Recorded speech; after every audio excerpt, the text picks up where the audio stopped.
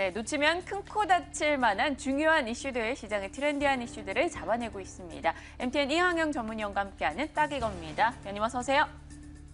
네, 오늘 저희 어떤 이야기 다뤄봅니까? 네, 이란의 경제 제재가 본격적으로 해제된 게 이제 그 협정이 합의된 게 지난달 중순이었고요. 네. 이제 지난주부터 해서 본격적으로 수출이 되기 시작했거든요. 원유 수출이요. 그러니까 한 달 지난 이란의 현재 모습, 그거 다시 한번 업데이트하는 시간 갖도록 하겠습니다. 네, 수십 년 만에 경제 제재가 풀렸습니다. 그 이후로 시장의 관심을 제대로 받아가고 있는데요. 관련한 이야기 한번 시작해 볼까요? 네, 맞습니다. 이란의 위치, 현황을 딱 이것만 아시면 되겠는데 원유 매장량은 세계 4위가 되겠고요. 네. 천연가스 매장량은 확인량 기준으로 보면 1위입니다. 그러니까 네. 1, 2위는 뭐 러시아랑 이런 얘기 있는데요. 일단 유엔 기준으로 보면 1위로 되겠다라고 네. 보실 정도로 거대한 국가 되겠고요. 특히 이란이 주목할 만한 것은 이란의 현재 위치가 중동에서 새로운 맹주로 떠오를 가능성이 있다라는 어떤 정치 경제적 이슈가 또 하나 있겠는데요. 네. 또 하나 분포는 이걸 보셔야 되겠는데요. 인구 분포를 한번 보실 필요가 있겠는데요. 이란은 인구가 참고적으로 거의 8천만 명이 되겠는데요. 네. 이 나이대별로 인구를 구성해봤는데 0세부터 14세 24%나 되고요. 15세부터 29세가 28%니까 젊은 층이 상당히 많네요. 젊은 인구가 많은데요. 네. 상대적으로 봐서 이란의 사람들 전체적인 평균 내면 29세, 29.5세가 되니까 앞서 말씀드렸다시피 인구 절반이 15세부터 44세까지 네. 한참 일할 인구가 되겠는데요. 상대적으로 이러면 별로 감이 없으시잖아요. 감을 잡기 위해서 말씀드리면 우리나라는 어떠냐?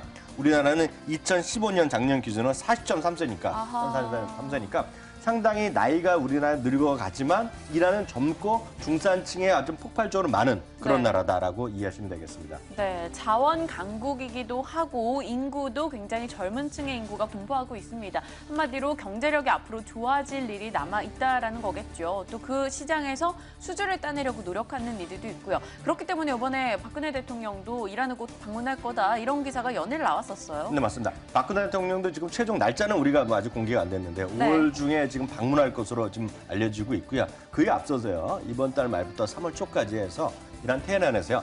한국과 이란 간의 경제공동위원회가 개최된다고 합니다. 대기업의 40곳, 기관이 29곳 하고 중소기업도 해서 총 96개의 기업이나 업체나 참여하는데요. 네. 상사라든가 건설, IT, 자동차, 철강, 조선, 해운 할 것 없이 수많은 어떤 업체들이 가는 거라고 알려지고 있고요. 구체적으로 이제 아직 명단은 다 공개가 안 돼 있거든요. 네. 비공개 사항인데요. IT 쪽에서는 대표적으로 삼성전자, 상사 쪽에서 SK네트워크스, 건설 쪽에서는 GS건설 갖고 대표이사 사장들이 참석할 정도니까요. 그만큼 이번에 이란에 대한 공을 들이는 것이 많다라고 일단 이해하시면 되겠죠. 네, 삼성, SK, GS 그룹에서도 움직이고 있습니다. 사실 수많은 건설사들도 눈독을 들이는 게 분명히 많이 있는 상황이고요. 근데 사실 이란이 문이 열렸어요. 우리만 눈독 들이는 게 아닐 거예요. 뭐 중국이나 일본 아니면 다른 국가에서도 굉장히 많은 방문을 추진하고 있던데요. 그러니까 1월 16일 날 경제제 협상이 끝난 다음에 1월 18일인가 19일 날 바로 제일 먼저 시진핑 국가주석이 이란을 중국이 방문했어요. 빨랐어요. 그래서 바로 정상회담했고요. 네. 뭐 우리도 많이 들어본 얘기인데요. 포괄적인 전략 동반자 관계다. 동반 관계라고 이제 선언했고요. 교육 규모를 지금 10년 내에 무려 11배로 확대하자고 네. 서로 합의를 하면서 했고 일본의 아베 총리도요. 올해 상반기 방문 예정이고요. 현직 일본 총리는 두 번째 방문이니까 우리나라가 좀 먼저 좀 가야 될 것 같고요. 우리나라 참고적으로 보면 아마 제가 알기에는 국가 원수는 최초 방문으로 좀 알고 있거든요. 그만큼 의미가 있는 일이 되겠는데요. 실제로 보면 2009년 이후 중국은 이란과의 관계에서 그동안 경제 제재하는 나중에 중국이 좀 치고 들어가고 네. 교육 금융 최대의 상대국이니까요. 어떤 요번에 경제제가 풀리고 됐을 경우에 중국의 역할이 가장 클 것이라는 거는 다들 인정할 수밖에 없겠다. 이렇게 이해하시면 되겠습니다. 네, 그렇다면 이제 한국이 거기 가서 따올 수 있는 게 중요할 것 같습니다. 사실 이란에게서 우리 한국은 경제 제재 이전에 과거 수주도 좀 해왔었기 때문에 네네. 경쟁력이 있지 않을까 싶은데요. 네. 거기서 한국이 들어갈 만한 위치 어느 정도 됩니까? 그러니까 이제 나중에 표까지 한번 제가 그래프를 한번 준비해봤는데요. 네. 연평균 여하튼 430억 달러 정도까지 우리가 수주가 가능할 것이다. 향후적으로 그런 얘기를 하고 있는데요. 한국투자증권에서 아주 흥미로운 그래프를 하나 만들었는데요. 네. 이게 재미난 거예요. 파란색 선 있죠? 네. 파란색 시장이 이란 건설 시장에서 점유율인데요. 박민영 씨 그쪽 보는 거 보면 한때 네. 보면 2.6 이게 퍼센트거든요.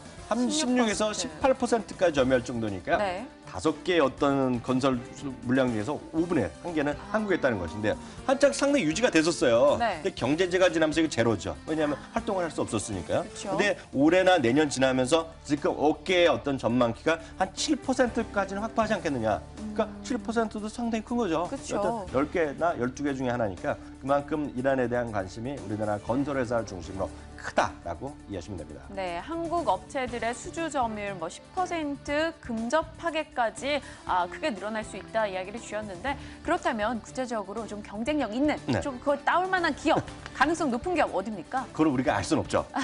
근데 이거를 하면서 과거에 어느 기업들이 친했느냐라는 네. 정도 이해하시면 되겠는데요. 그래서 과거 이란에서 수주한 기업들을 리스트를 찾아봤는데요. 대표적인 것이 대림산업, 현대건설, GS건설, 대우건설이 되겠는데요. 약간 애매합니다. 2005년 이전 그리고 2006년 이후로 보셔야 되겠는데요. 왜냐하면 현대건설은 상당히 어려움을 겪었기 때문에 2006년에는 거의 수주 활동이 없었어요. 참고적으로 역사적으로 제일 먼저 수주를 한 곳은 현대건설이 되겠고요. 네. 제일 여러 가지 다양한 물건을 한 건 대림산업이고 제일 완공한 건 또 대림산업이겠고요. 제일 마지막까지 테헤란에 사무소를 유지하면서 야 너희들은 정말 의리 있다라고 인정받은 게 대림산업입니다. 그래서 대림산업 얘기를 지금 업계에서 많이 얘기하고 있는데요. 네. 전체적인 규모로 보면 3.3, 3.4 해갖고요. 30억 달러, 35, 3억 달러니까 거의 엇비슷하게 과거 경험이 있는데요. 네. 최근에 그나마 10년 전, 15년 전에 보면 대림산업이 압도적으로 제일 많고요. 그다음에 GS건설이 28억 달러, 대우건설은 그 규모가 작았기 때문에 이 세 회사에 여전히 좀 관심이 많다라는 주장이 있는 거죠. 그렇기 때문에 이란의 경제가 제재가 풀리고 나서 이두 종목이 단기 네. 급등을 보였었던 것도 이유가 되겠네요. 자, 그렇다면 증권가 시각은 어떤지 궁금해요. 어떤 의견들 쏟아집니까? 네, 증권사는 말씀드렸던 그런 관점에서 건설회사를 주목하고 있는데요. 제가 네. 네 회사의 레포트 제목만 보시면 딱 알 것 같습니다. 한국투자증권은 대림산업을 탑픽으로 제시하고 있고요. 다가오는 이란, 멀어지는 사우디 리스크. 그러니까 사우디 리스크 때문에 많은데 이제 이란을 보자. 그런 얘기가 되겠죠. NH투자증권은 포스코를 또 보자 얘기하고 있어요. 네. 이란의 일간 제철소 건설을 추진한다. 뭐 얘기하고 있겠고요. 그 다음에 또 보면 하이투자증권은 조선업종을 보고 있는데요. 이란의 신저 수혜가 엄청나지는 않겠으나 가뭄에 큰 도움이 될 정도다. 그러니까 상당히 그래도 기대할 만하다는 얘기하고 있고요. 네. 신영증권은 자동차 쪽을 얘기하고 있습니다. 이란의 경제제 세제에 따라서 자동차, 왜냐하면 중산층이 제일 많은 나라고요. 워낙 기존에부터 자동차가 잘 나갔었어요. 그리고 자동차 생산국이기 때문에 여전히 좀 관심 있다. 그래서 자동차 부품주 중심으로 자동차를 보자라는 얘기를 하고 있습니다. 네, 그렇다면 이항영 위원님께서 보시는 탑픽 종목은 무엇일지 궁금하네요. 여기 포함이 되어 있습니까? 이거는 저는 성격이 남들이 다 얘기하는 거 별로 안 하잖아요. 네. 그래서 저는 이렇게 보고 있어요. 앞서도 말씀드렸다시피 중국을 주목해야 되는데요. 냉정히 보면 중국이 지금 최대 수혜국이 되겠고요. 특히 막대한 자금력을 갖고 쏩니다. 그래서 돈이 없으면 잘 안 됩니다. 자금력까지 갖다 주면서 파이낸싱을 하면서 프로젝트 파이낸싱 하는데요. 이런 경험이 예를 들어서 프로젝트를 돈의 힘으로 갖고 중남미랑 아프리카는 지금 거의 독점하고 있거든요. 아하. 중국이. 그래서 이번에 이란에도 그럴 가능성이 크다라는 얘기하고 있고요. 네. 또 하나가 우리 아시나요? 1대1로. 페르시아잖아요, 이란이요. 일대일로 거기 다 지나가는 선 아닙니까, 지금이어서. 일대일 연결의 중심 국가이기 때문에 이란에 대한 공들이는 것이 중국이 크다라고 보셔야 될 것 같고요. 그렇기 때문에 중국 건설 철도 섹터인 제가 인프라 지수 여러분 ETF 맞아요. 말씀드렸는데요. 이게 홍콩에 거래되어 있는 건데요.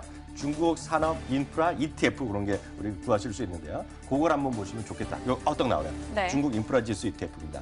iShares CSI A시어인데요. 이거 보시면 여러분들 검색하면 딱 나오거든요.